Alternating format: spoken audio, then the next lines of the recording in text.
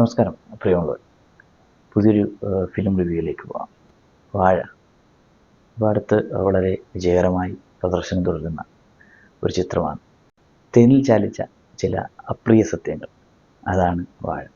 ആദ്യ പകുതി എന്ന് പറഞ്ഞാൽ തിയേറ്ററിനെ പൂരപ്പറമ്പാക്കുന്ന യൂത്തിൻ്റെ ഒരു ആഘോഷം തന്നെയാണ് നമുക്ക് കാണാൻ കഴിയുന്നത്. പക്ഷേ രണ്ടാം പകുതി എത്തുമ്പോഴത്തേക്ക് കാര്യങ്ങൾ വളരെ സീരിയസ് ആവുന്നു. ആദ്യ പകുതിയിൽ കാണുന്ന ആ ആവേശവും ആഘോഷവും പൊട്ടിച്ചിരിയും കയ്യടിയും ഒന്നും രണ്ടാം പകുതിയിൽ അത്ര കണ്ട് നമുക്ക് കാണാൻ സാധിക്കുന്നില്ല. കഥാകൃത്തിൻ്റെ കൃത്യമായ ബ്രില്യൻസാണ് നമുക്ക് അതിനകത്ത് നിന്നും മനസ്സിലാക്കാൻ കഴിയുന്നത്. ഈ കഥയിലേക്ക് എല്ലാവരെയും എൻഗേജ് ചെയ്യിച്ചുകൊണ്ട് കേൾക്കാൻ ആഗ്രഹിക്കാത്ത ചില കാര്യങ്ങൾ, എന്നാൽ നമ്മുടെ ജീവിതത്തിൽ കൃത്യമായി നടന്നുകൊണ്ടിരിക്കുന്ന ചില വസ്തുതകൾ കഥയിലൂടെ വരച്ചു കാട്ടുന്നു. വാഴ എന്ന പേര് കേൾക്കുമ്പോൾ തന്നെ അറിയാം, അത് സമൂഹത്തിൽ പരാജയപ്പെട്ടവർ, ക്ലാസ്സുകളിൽ പിൻബെഞ്ചിലിരിക്കുന്നവർ, അങ്ങനെയുള്ള ആൾക്കാരെയാണ് ഉദ്ദേശിച്ചാണ് ഈ ചിത്രം ചെയ്തിരിക്കുന്നത് എന്ന്. ബാക്ക് ബെഞ്ചേഴ്സ്, അതല്ലെങ്കിൽ ഈ ഉഴപ്പന്മാർ, അവർക്കൊരു കൃത്യമായ കെമിസ്ട്രി ഉണ്ട്. എങ്ങനെയാണ് ഈ ഉഴപ്പന്മാർ രൂപാന്തരപ്പെടുന്നത്?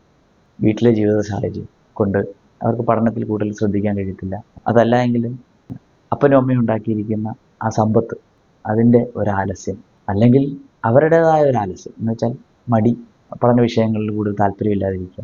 ഇവരുടെ ഒരു കാലഘട്ടം അവർ നന്നായി എൻജോയ് ചെയ്യുന്നുണ്ട്. ഏകദേശം ഒരു 20-21 വയസ്സ് വരെ അവർ നന്നായി എൻജോയ് ചെയ്യും. അത് കഴിഞ്ഞാൽ അവർ സമൂഹത്തിൽ വരുന്ന മാറ്റങ്ങൾ ശ്രദ്ധിക്കുകയാണ്. അവരുടെ കൂടെ പഠിച്ചവർ, സമർത്ഥരായി പഠിച്ചവർ ജോലി കിട്ടുന്നു, അവർ വിവാഹം കഴിക്കുന്നു, അവർ നല്ല ജീവിതം നയിക്കുന്നു. അങ്ങനെയൊക്കെ പോകുമ്പോഴത്തേക്ക് കുറച്ച് ഒരു 26-27 വയസ്സൊക്കെ ആകുമ്പോഴത്തേക്ക് ഇവർക്ക് ആകെ ടെൻഷനാകും.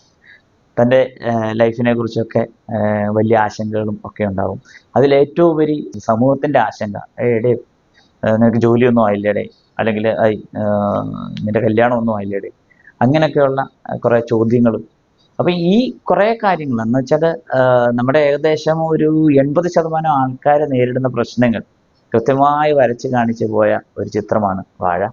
നിങ്ങൾക്കെല്ലാം റിലേറ്റ് ചെയ്യാൻ പറ്റുന്ന കാര്യങ്ങൾ തന്നെയാണ് അതിൽ ചെയ്തിരിക്കുന്നത്. നമ്മൾ ഉഴപ്പന്മാരെന്ന് പറഞ്ഞ് കാണുന്ന ആൾക്കാർ, അവർ സമൂഹമായിട്ട് കൂടുതൽ ഇഴുകിച്ചേർന്ന് ജീവിക്കുന്ന ആൾക്കാരാണ്. എന്നാൽ ഈ പഠിപ്പിസ്റ്റുകൾ എന്ന് പറയുന്ന ആ ഒരു കാറ്റഗറിയിലുള്ള ആൾക്കാർ അങ്ങനെ സമൂഹത്തിൽ അല്ലെങ്കിൽ സ്വന്തം കുടുംബത്തിൽ തന്നെ എങ്ങനെ ബിഹേവ് ചെയ്യണം എന്ന് അറിയുന്നതിൽ വളരെ പരാജയം സംഭവിച്ചിട്ടുള്ള ആൾക്കാരായിരിക്കും. എല്ലാവരും അല്ല, നല്ലൊരു വിഭാഗം തന്നെ. കാരണം എന്ന് പറഞ്ഞാൽ അനാവശ്യ ചിട്ടവട്ടങ്ങൾ അവരുടെ ലൈഫിലേക്ക് അപ്പനമ്മമാർ തന്നെ കൊണ്ടുവന്നിട്ട് അവരെ ഭയങ്കരമായിട്ട് കൺട്രോൾ ചെയ്യുന്ന ഒരു സാഹചര്യത്തിലൂടെ ആയിരിക്കും അവരെ സ്കൂൾ കോളേജ് ജീവിതം കടന്നു പോകുന്നത്. ഈ സ്കൂൾ ജീവിതം കഴിഞ്ഞ് ഏകദേശം അപ്പനമ്മയൊക്കെ സൈഡായി കഴിയുമ്പോൾ ഇവർക്ക് എങ്ങനെ സമൂഹത്തിൽ ബിഹേവ് ചെയ്യണമെന്നോ അല്ലെങ്കിൽ കുടുംബത്തിൽ എങ്ങനെ ബിഹേവ് ചെയ്യണമെന്നോ അറിയാൻ പറ്റാത്ത ഒരവസ്ഥ, പകച്ചു നിൽക്കുന്ന ഒരവസ്ഥ അവർക്ക് സംജാതമാവും.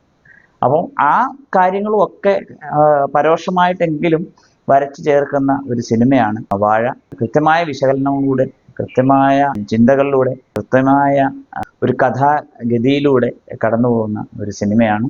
രണ്ടാം പകുതി അല്പം ലാഗ് ഉണ്ടെങ്കിലും പക്ഷെ അത് ആ കഥയ്ക്ക് അത്യന്താപേക്ഷിതമായ സംഭവമായതിനാൽ ആ ലാഗ് ഒരു വലിയ വിഷയമല്ല. എടുത്തു പറയാനുള്ള ഒരു കാര്യം എന്ന് പറഞ്ഞാൽ, ഇൻസ്റ്റാഗ്രാമിൽ തങ്ങി നിൽക്കുന്ന ഒരു പറ്റം യുവാക്കളെ തിയേറ്ററുകളിലേക്ക് എത്തിക്കാൻ സിനിമാക്കാരുടെ ചില തന്ത്രങ്ങളുടെ ഭാഗമായിട്ടാണ് ആവേശം തുടങ്ങിയ സിനിമകളിൽ തൊട്ട് കണ്ടുവരുന്ന ഒരു പ്രവണതയാണ് ഈ ഇൻസ്റ്റഗ്രാം ഇൻഫ്ലുവൻസേഴ്സ് ആയിട്ടുള്ള താരങ്ങളുടെ ഉദയം. ഇതിലും നമുക്ക് അങ്ങനെയുള്ള കുറച്ച് താരങ്ങളെ കാണാം. അവരൊക്കെ സ്ക്രീനിൽ എത്തുമ്പോൾ ഉള്ള യൂത്തിൻ്റെ ആവേശമൊക്കെ നമുക്ക് ഫീൽ ചെയ്യാൻ കഴിയും തിയേറ്ററിൽ.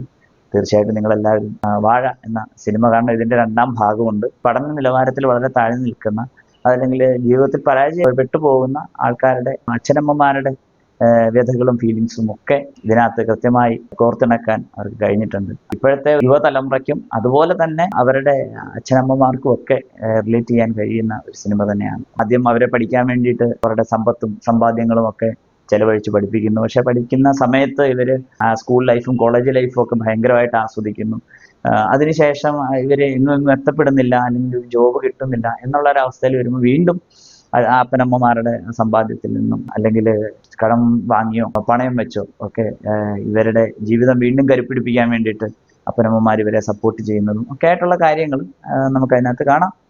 അതുപോലെ തന്നെ ഒരു ലക്ഷ്യബോധവും ഇല്ലാതെ ജീവിതത്തിൽ എന്തെങ്കിലുമൊക്കെ ആകണം എന്നൊരു ചിന്ത പോലും ഇല്ലാതെ ഉഴപ്പി നിൽക്കുന്ന കഥാപാത്രങ്ങളും ഒക്കെ നമുക്ക് കാണാം.